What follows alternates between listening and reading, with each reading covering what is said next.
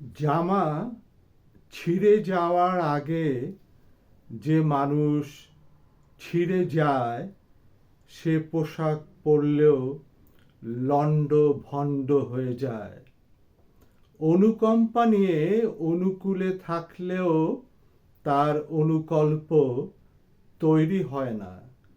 অপমানে দংশিত হওয়ার পর যে আউলা ঝাউলা হয়ে যায় না, সে কাজু বাদাম খেতে খেতে কাঞ্চন জঙ্ঘায় উঠতে পারে। কেদো বাঘও তার কেড়ে থেকে কেড়ে নিতে পারে না দুধ। উল্কার আঘাতে উল্টে যাবে কেন? উল্কা বৃষ্টির মধ্যেও বেঁচে থাকতে হয়।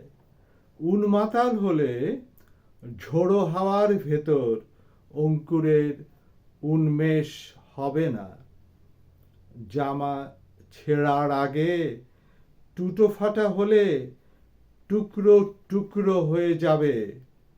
নিজেকে এতটা ছিন্ন ভিন্ন করছো কেন? জামা ছিঁড়ে যাক, তুমি ছিঁড়ে যাবে কেন?